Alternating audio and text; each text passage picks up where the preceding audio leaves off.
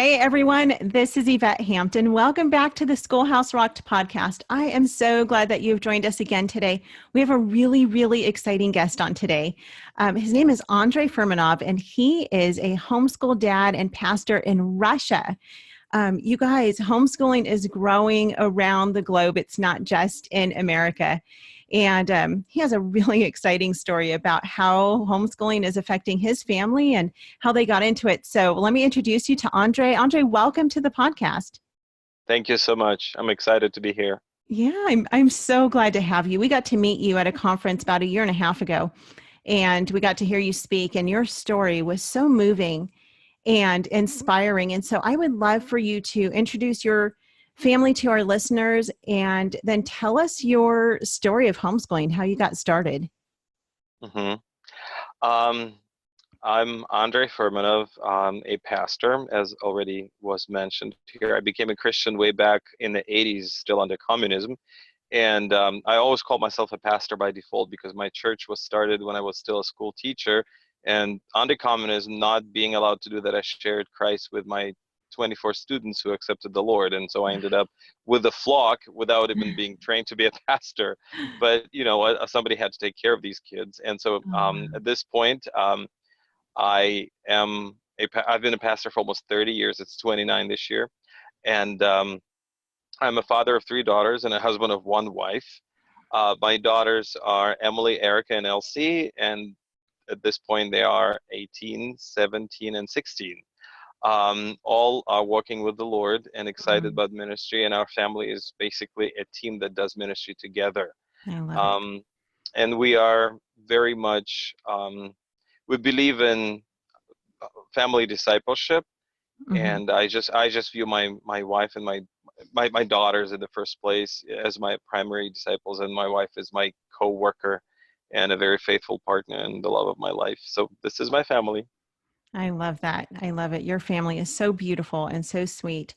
Thank Very you. gifted as well. Your girls are incredibly gifted in so many areas. Tell us your story about how you got started homeschooling. Oh wow, that's how much time do we have really? But anyway, we began homeschooling only about 6 years ago. Prior to that, I grew up in this country in a socialist country, communist country, which really tried to teach us not to think with our own heads. The government was to make decisions for us. The doctors made decisions for us. In a country like ours, basically everything, your body, your soul belongs to the government, and you're not supposed to be asking questions or think outside the box. But I just remember, even when I was growing up, I had a lot of questions about a lot of things. And I guess this is the good thing about the way I turned out to be. I like asking questions and I need answers for those questions. And with with my wife and I having 3 daughters, we decided to make a very serious step of faith and not send them to daycare. Everybody sends their kids to daycare. Everybody's supposed to work. Wives are supposed to work. Everybody talks about how important it is to make more money and stuff like that. And a working wife, a working mother is considered to be such a wonderful thing. And people forget that mothers work at home so much that if a husband tries to do what a woman does at home, at the end of the day, he feels like, okay, I'd rather go to work than do what you're doing. And a lot of men testified to that. Sure. Wait a second. We didn't send our kids to the daycare center. Many people thought we were crazy. And then there was a time for us to send our kids to school. Everybody does it. And I'd never heard of anything like homeschooling in my country. I heard that Americans did that, but in this country, we kind of think that things come easy for Americans. It's a bunch of baloney, of course, but people have that view. And I remember I was taking my oldest daughter to school, and I was walking behind her, and she had these beautiful, ponytails, and I walked behind her carrying her bag and a bouquet of flowers, and I was in tears. I think I was the only man on the face of this earth who was like bawling when he was taking his daughter to school. I felt like I was doing something incredibly wrong, and I didn't know what was wrong, and I didn't know that there was something else that could be done. And so anyhow, she went to school, and there was one less person at the breakfast table. And then the second daughter went to school, and then the third one, and my wife and I felt like empty nesters without our kids having grown up. And And I remember what happened to our kids. We always try to raise them in the Lord, but what happened to them, they just became different. They became distant and alienated from us. And at some point, I just realized that we only spent about 30 minutes a day with our girls because they went to school, they went to music school, they did all of their routines, sports, and everything. And by the time they were done, they were just dog tired and wanted to go to bed, and they needed to make their home assignments and all that kind of stuff. And I felt like, so why have a family if you can't raise your children the way you know you should be raising them? And I was a very strong believer in raising my girls or kids, God's way based on the biblical principles. Mm-hmm. And that was the time when God brought us to America. I've visited America at this point about 14 times. And there was one of those times. And every time when God takes us to America, I know that he wants to tell us something. And I didn't know what he wanted to tell us at that time. And so we came to visit our friends in Colorado. And it was interesting when we came to see them, they just said, oh, we kind of mixed up the dates of your arrival, and that's why we're going to go to a homeschooling conference tomorrow. Wow. You can take our car and drive around and do whatever, and we want to give you some money, to have fun, or you could join us at the homeschooling conference. And I'm the kind of person, I really would like to see things and experience things, especially things that are so different from what I'm used to. Sure. And so I said, well, we definitely go to the conference. And so went to the conference, and the first person we meet is a person that was going to St. Petersburg, Russia, which is where we're from, along with his entire family, 8 children, one of whom had just been born. I was like, whoa, that's crazy. I mean, traveling to Russia. And why are you going there? And he said, well, I would like to teach Russian people about homeschooling. I was like, wow, you must believe it in it very strongly. Anyway, and I heard Kevin Swanson, I heard Ken Ham, and I saw a lot of people there. And what really struck me was the discovery that at some point in time, Americans were actually put to jail for trying to homeschool their children. I was like, oh, so things don't come easy to Americans too. That's interesting. I thought, gosh, America is a free country. Everybody can do, whatever they think is right. But it's like, no, it wasn't like that. People had to actually fight for their freedom, for their right. I was like, uh-huh. Anyway, so I experienced 3 days of homeschooling conference, a lot of great things, heard a lot of testimonies, talked to a lot of people. I was asking questions at the speed of light. And then 3 days later, our friends took us to the famous park, the Garden of the Gods. And I remember we drove up there and we stood there looking at the mountains, at the beautiful rock formations and all that. And it just struck me, dawned on me. I thought, goodness, I know from history that sometime not too long ago, fathers were taking their families west, going across this wilderness with no beautiful roads that brought me here by car, with nothing, just wild animals, and they just really needed to go west. They needed to explore and conquer that land that was wild. Yeah. And I thought, what drove them so firmly and so strongly? And then I thought, just some kind of crazy dream that they were passionate about. And I just realized, oh my goodness, that's what actually made America great, that spirit of discovery and pioneering and daring spirit, not to be afraid to try something new that you think is right. And I felt so ashamed. I thought, gosh, if some people came from Europe and settled this land and they were just so brave, and here I am knowing that I need to homeschool my daughters, that I need to raise them in the Lord, and I'm losing them to the system. And I'm afraid to do that because of what? And I turned to my wife and said, Nadya, we're coming home and we're starting to homeschool. I don't know how. I don't know what we need to do in our country in order to actually escape jail, but I'll do that. And then as we came home, I started to explore things, and I realized that homeschooling had been allowed since 1992, since the very beginning, since communism fell. But nobody really knew about it because we're just too careless to figure it out. Yeah. And so anyway, long story short, we took our girls away from school, started to teach them at home, and 15 families that attended the same school, families from my church, that were going with you. And I was like, guys, I want to make sure that you're not just following us, that you're following the will of God, because it's like we might even be in trouble for that. But they said, you know what? We think we should do it. And then that family from Colorado came and shared their experience. And I remember as they came to Russia with 8 of their children, we were thinking, okay, now this is a family with 8 children, and they're homeschooling them all. And this is a family that was not afraid to come to Russia to teach us about homeschooling. Why are we afraid to homeschool our 3 girls, or 2 kids, whatever, however many kids was in each family? So anyway, it was like a huge exodus from public school system. But I'm going to tell you, the whole point was just not leaving school, but going somewhere we wanted to go. And for me, my passion was to really raise my girls for the Lord, because I always knew that I was never raising them for my pleasure. I knew that the kids were a gift from God, Mm-hmm. and they didn't belong to me. I was their daddy, but they already had a father.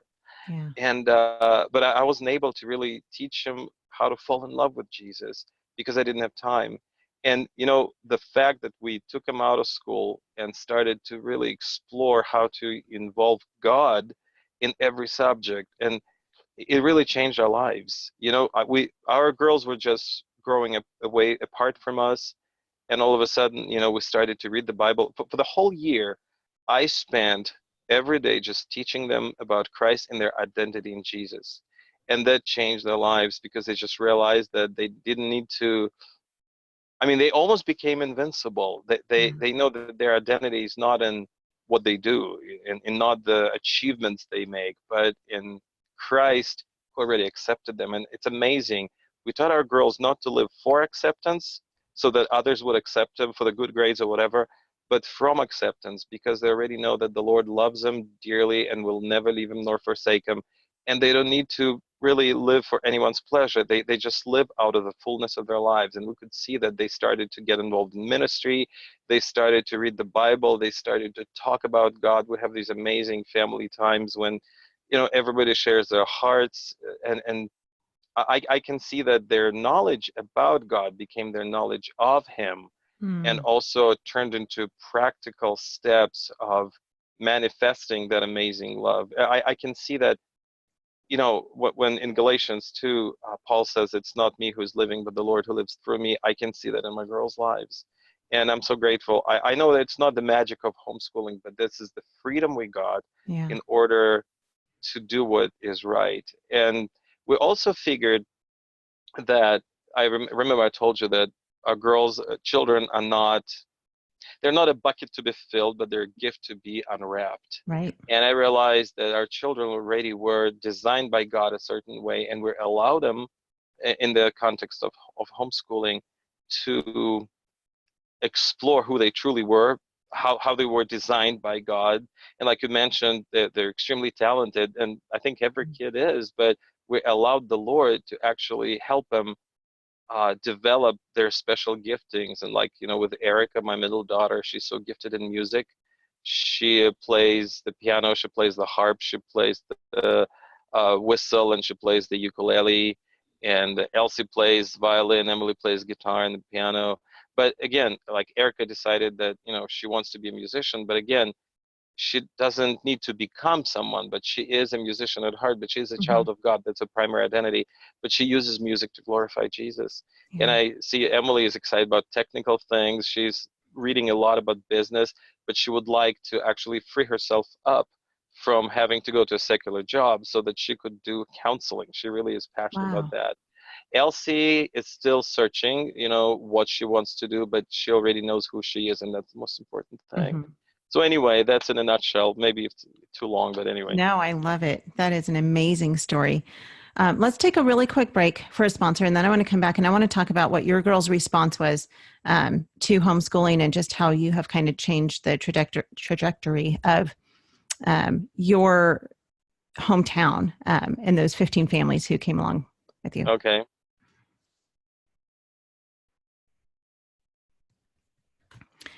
So you were talking about how there were about 15 families from your church who came along with you into homeschooling when you got back. And you went back and you said, okay, family, okay, girls, we're going to do this homeschool thing. What was the response from your family to doing this? Were they excited? And did having those 15 families make it easier for them? It was interesting. Everybody, there was not even one exception. Everybody thought we were crazy. And grandparents were just upset with us. They thought we were destroying our children. Sure. Actually, those 15 families, came to us, and it's like they said they were leaving with us, but prior to that, for about a week, they had thought we were crazy. Wow. We had to actually talk to a lot of people and give account of what we truly believed in. Mm-hmm. There was really, for some time, there was no support. My wife's sister and her husband actually became our best enemies. Mm. They really like ostracized us from their family, and they just really were upset with us. Nadya's mother came to us like almost on a daily basis and called us all kinds of names and Mm. yelled at us for being so brutally horrible towards our children and depriving them of their rights, of the Mm. rights that were constitutional for education. And we had to actually, God really taught us a lot through that, because I kind of tended to get into all defensive mode and almost like become just like those people that yelled at us. But later on, I'm like, no, you can't really change anybody by yelling. Think of Jesus and his example. And I learned a lot about what it means to give account in godly way. So anyway, after about a week, those 15 families left school. Wow. And it's interesting that Nadya's sister at this point is homeschooling her children. Wow. you know That's my great. my parents, they say this was the wisest decision we could Oh, ever wow. make, and they're totally supporting that. That's Nadya's great. mother is still undecided, but since her other daughter is doing the same thing, she had to quiet down. Sure. um, but it was interesting because there was a lot of um, pressure, and there was a lot of gossip spread around. And you heard that story that one day the friend of my daughter's comes to us and says, "Gosh, we heard about this horrible family that is doing." Oh, no, oh, no, wait a second. Oh, it was a call. I'm on the phone right now, so Okay. I was gonna say anyway, it totally I'm broke sorry up. about Okay. That's okay. We'll start that part over. it. Okay, can I continue? Yes. Yeah. Yeah. Yeah. If you can go back to, there was a Yes. friend of your Uh-huh. daughter's. Uh-huh. Yes, there was a friend of my daughter's that comes up to us once and says, "Have you heard about this horrifying family that's doing this horrible thing to their children? We heard that they not only had they left school, but they also took a bunch of people with them." And it was really crazy and said, "We are that family." you know, you should have seen the look on in her eyes. And it was really like a paradigm shift for people, because Mm. people, it was interesting. In our town, we were kind of well known because I taught my girls English since they were babies, and even though Mhm. I have an accent, they don't have any accent. They No. they speak totally like Americans, and so we have been known in this town like the family that speaks English or something like that, because my girls speak English to each other and stuff. Anyway, and so they kind of think we're so smart and whatever, and all of a sudden it's like the smart people did the stupid thing, you know, and but it was interesting because when this happens, when people ask you questions, when people uh, when that paradigm shift occurs, you have a lot of opportunities to share your faith and to give account of what you believe. So, and it's interesting because at this point, people call me from time to time, and people who are non-Christians then have different reasons for taking their kids out of school, but nobody's happy with school system anymore for different Mm. reasons, like I said. And as a friend of mine, Chris Davis, you might have heard of him or read his books. He's an amazing homeschooling dad. He's in his 70s. He's raised 3 sons and a daughter, homeschooling them. But anyway, he wrote a book in which he said that there are pioneers, and then there are followers, and there are followers, and then there are people that are kind of lagging behind. Like pioneers are the ones that just go and make way, and cut through the path. And then there are followers who kind of feel like, I'm afraid to become a pioneer, but now that the road has been cleared, I can follow. And then there are those who just rush from one side to another, thinking like, okay, maybe I can be maybe I can homeschool just in case, so that I wouldn't miss anything out. And then when things get tough, they kind of go back to, the school system and stuff. So anyway, I can see that a lot of non-Christians really don't have the good foundation for why they're doing what they're doing.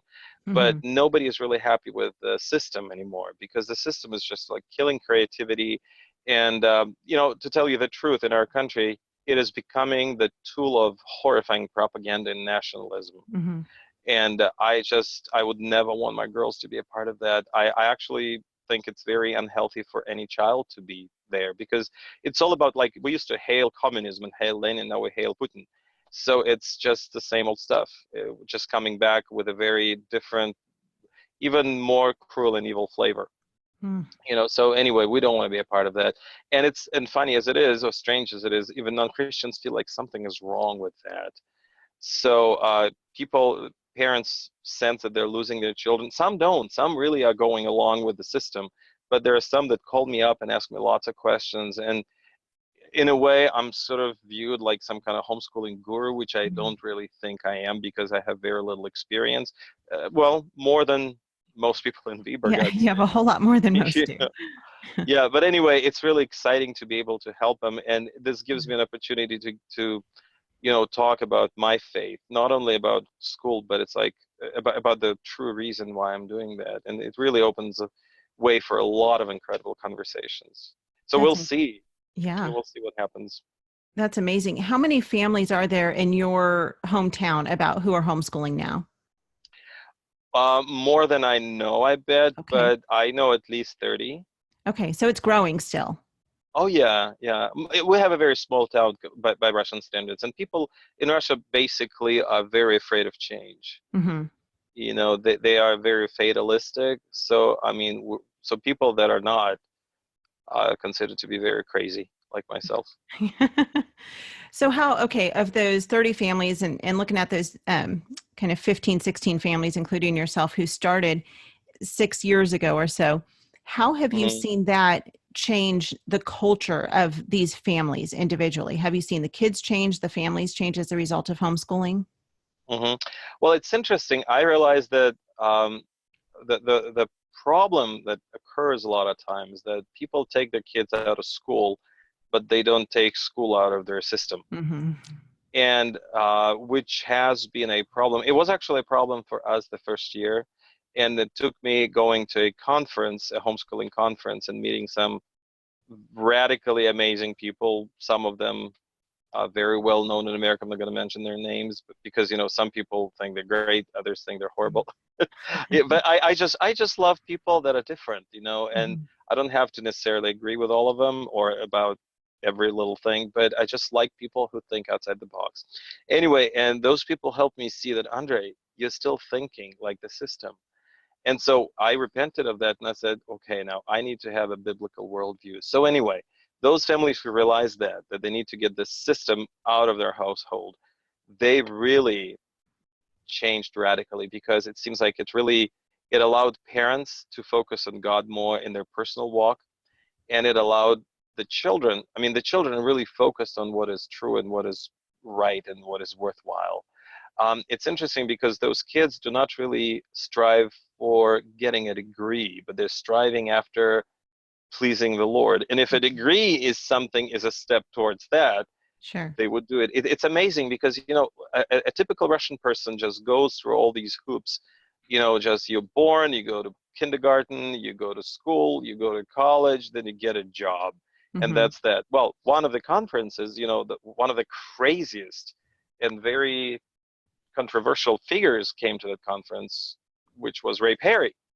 I mean, you meet this woman once, you change forever. Right. And it's just amazing. So when she came and she shared with us her philosophy on life, I just realized, oh my gosh, I still had that in me, that my girls are being raised and we're doing all these Christian things, but then they grow up and they figure out a way to get a job. So you raise a kid to get a job, and all of a sudden it's like, no, we need to raise them to be able to be free. That's And right. so I would say that those people that really got that, they are raising their kids differently. And we don't Mm-hmm. live for today, we live for eternity. We live today, but That's right. not for today. We live for eternity. And they're trying to make eternal difference. And the the methods they choose and the way even they schedule their time is just so different from a typical homeschooler that has not figured what it is truly about. Yeah, Do well, that make sense? oh, that makes absolute sense. I mean, it's Hmm. the same way here in America, in that, most people, when they start homeschooling, they think they're bringing the classroom into their home, and Hmm. they try to just replicate what the classroom looks like. Right, right. And pretty quickly, I think most start to realize that you can't do that. Now, certainly you can have structure and you can have your different subjects and all, Absolutely. but it's not just about the academics. Um, Hmm. it's about their character and about growing them as people. And I love that you talk about, success and the idea of going to college and things. We're certainly not anti-college, but we're also No. not, you know of the belief that every kid must go to college in order to be what some would consider successful. Hmm. God has called everybody to do something different with the gifts He's Hmm. given them, and so no, I Hmm. completely understand it and agree with that, and I think that's a very exciting thing. Hmm. Uh, Really a great thing. Talk about your family and what you're doing in ministry, because I know that you're a pastor and you've got a ministry that your family is involved with. What do you do as a family for Hmm. ministry? It's amazing how much scope for Christian work there is for us as a family. Well, of course, I'm a pastor and I do a lot of teaching, training, counseling, and that kind of stuff. And it's amazing because as I trained my girls, they actually doing the same thing, meaning teaching, training, and counseling their peers. We've gone through a lot of amazing, well, one of the most amazing courses I've ever gone through and apply in my life is called Victorious Christian Living. Basically, I mean, it's nothing but the Bible, and it just Mm. shows to you how to solve any issue just going through going to the Lord with it. And I've taken my girls 3 times through this, and they're so eager to pass it on to others. They've been able, I mean, the oldest two are just really walking in this freedom in the Lord, and they're really able to share it with others. My girls do a lot of things, like they work a lot with children. They serve families. They can see that those young families, young couples that have children, have babies, kind of fall away from everyday church life. And one of my girls, Emily, said, I just really feel like I would like to make it my ministry, and not a job, but a ministry. I would like to Mm. help those families. And my girls would go and babysit for the families that would like to attend a small group or go to a ministry team meeting. It's not just like, oh, I'd like to go to the store and go shopping. No, no, no. My girls don't do that. But it's like, okay, if you want to attend the church, if you really need to go to a meeting in the church, or would like to have a getaway together to build the relationship between the husband and wife, they would just be like, I'm willing to babysit. And it's amazing because in our Yeah. church, because of people like my kids, there is never a lack of babysitters. A lot of times when I come to America and some of my friends go like, would like to go out, but we can't because there's nobody to babysit and we have 8 kids and we don't have enough money to hire a person. It's like, well, I wish my girls were there, you know, Mm. because they would totally tell, it's like, well, every Wednesday I'm yours, just, invite me over. I'll take care of your children. Yeah. So they do that. They do a lot of music work. My daughters, they all play musical instruments, and Erika arranges different pieces for different groups of instruments. And so they do a lot of stuff for Christmas, for Easter. They used to go, when we had this mission in a small village close to Vyborg, they used to go there and bring musical education to kids and adults in that really dark little village. We're not allowed to go there anymore because anyway, it's a government involvement that actually prevents us from going there at this point. But they do a lot of music work with children in my church, and they prepare worship for children's Sunday school. They do a lot of music for youth ministry, teenage ministry. It's just amazing. It's like Mm. they feel like the music is not their goal, it's a tool that they use Sure. to teach people how to worship, and they do that.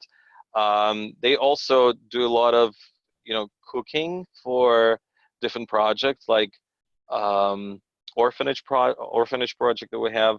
Like, my girls really love to take some tough assignments. For example, in an orphanage, the kids never have pancakes because it's too complicated to make pancakes for so many children. So it's like every time our team goes there and there is a need to make pancakes because kids really love those.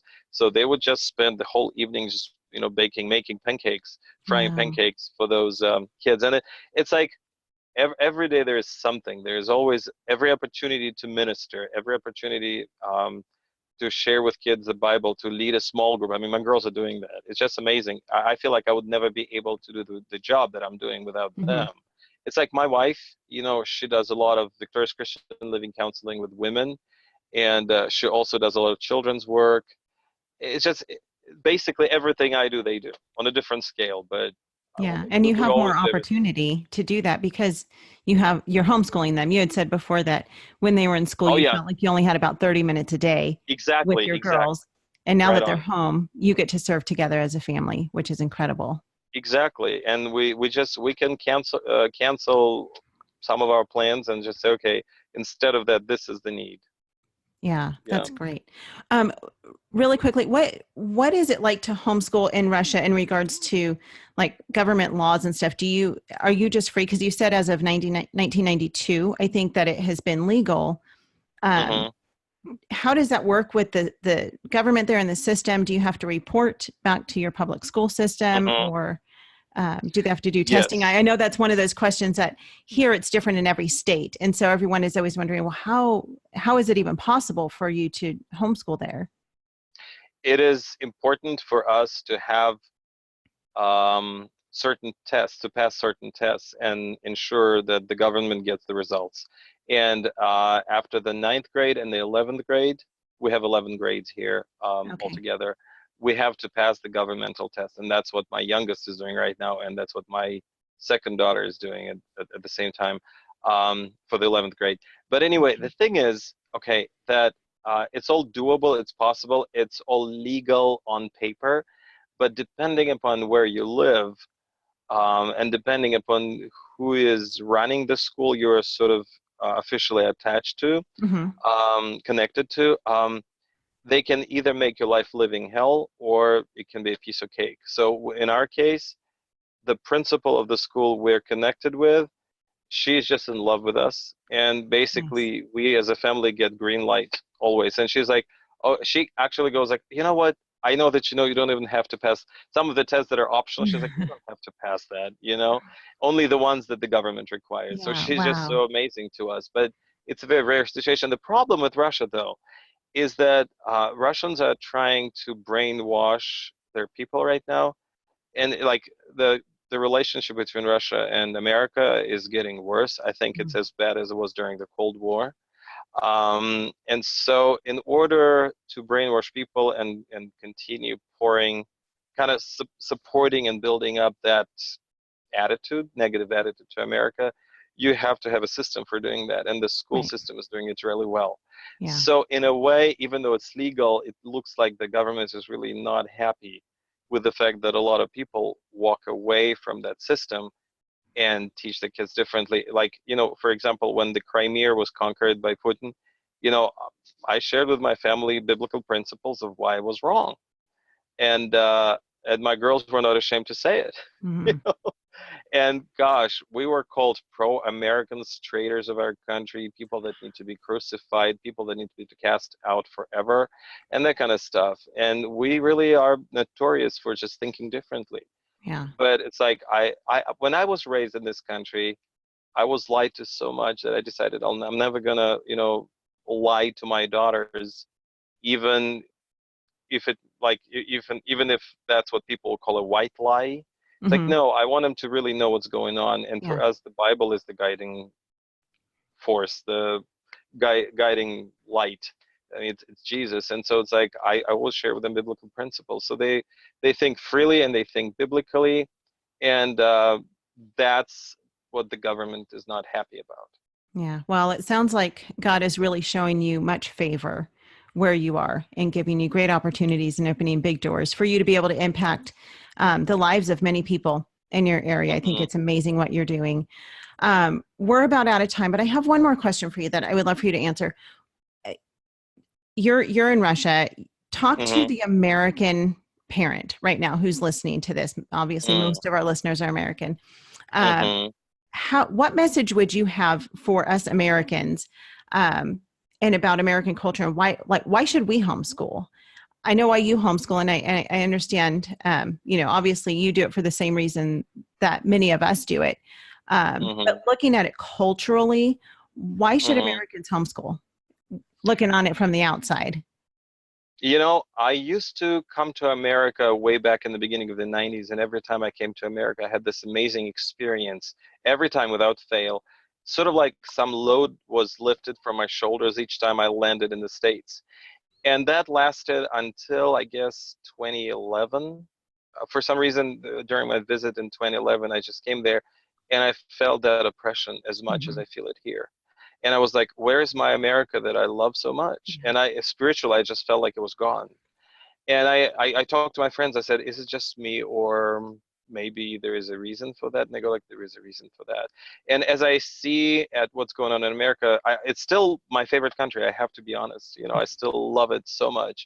But I can see that people there are losing the sight of why they live, and how much they have, and how much they need to be appreciative of everything that the Lord gave them, and not proud, but grateful. And when you Mhm. when you're proud, you just think you deserve it. When you're grateful, you go like, wow, God, you gave me so much, I want to use it for others. And it seems like the government in America is no better than ours, really.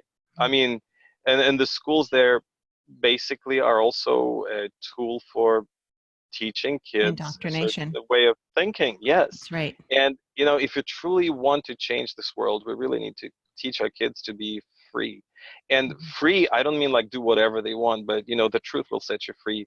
Honestly, how much time do American parents invest in their children? How much time do fathers Mhm. invest in their children personally, so that they would stand strong on the Bible, on the foundation of God's word, and make it a part of who they are? I talk to a lot of American kids, and it really saddens my heart to see that, a lot of kids that grew up in American families, when you ask them, what is your passion? They just go like, well, graduate from college, get a job. And I'm like, really? That's all? And the thing is, a lot of my friends' daughters, who are a little older than mine, have been getting married lately. And I talk to their fiancés, what would you like to do in life? And they just give me a bunch of stuff that's not even worth living for.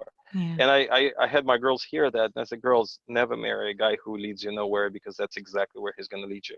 Yeah. That's right. I feel like it's us fathers, in the context of home and family Mm. discipleship, that need to instill this passion for the truth and for Christ, and for ministry in our sons and daughters' hearts. And I don't think school will ever be able to do it, even Christian school. No. Yeah. I would say Wow. that.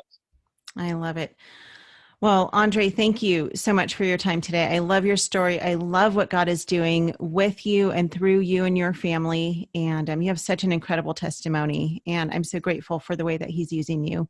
Um, Thank you. Not just in Russia, but here. I know we know many people who know you and who have met you. And you are such an inspiration and encouragement to so many, including our family. We So might be back this summer. yeah. Oh, come back for sure. We would love to see you again. But thank you for allowing the Lord to use you. And blessings to you. How can people support you and your ministry there? Well, pray for us, because every time we want to do something in this country, it's always a struggle. It's Hmm. always a struggle. Actually, something that I love in America still, even in America after 2011, you know, um, in America, you still have so much freedom. You have no idea. Unless you lose it, you'll never understand how much. So just trust me that you have it. Yeah. In Russia, the simplest things is a struggle, is a fight. And we feel like anything we do, it's like there's a threat, physical threat, Hmm. and spiritual threat. So please pray for us. And um, any time you guys are able to come here and minister, like bring us some fresh ideas about homeschooling, about making business, about thinking freely, please do that. People like Ray Perry came here and did that, and it's like she changed lives of many people just Wow. by being a testimony, by teaching us the right things. So if that's what your question was about. Yeah, no, that's great. Is there a way that we can support you financially? Yes, I'm actually on staff with CRM Nova Ministry, Okay. and I can send you information about what we're doing in our account with CRM that you could send finances to. Okay. Okay. We'll put those links in the show notes then so people know how to do that. But we will certainly be glad to pray for you and encourage you and support you in any way that we can. So Thank thank you you. so much for your time today, Andre. You are a huge blessing. And thank you for listening to the Schoolhouse Rocked podcast today. If you want to know more about Schoolhouse Rocked, if you are trying to figure out what we are all about, we're actually in production on a homeschool documentary right now called Schoolhouse Rocked. And then, of course, we've got the podcast and all sorts of other things to encourage and equip you in your homeschool journey. So go to schoolhouserocked.com. It's ROCKED, schoolhouserocked.com. And you can learn a whole lot more about what we're doing. So thank you guys for joining us. Have a great rest of your day. Thank you, Andre. Enjoy the rest of your day. And please give hugs to all your girls for us. I will. Thank you so much. All right. Thank you. Okay. We're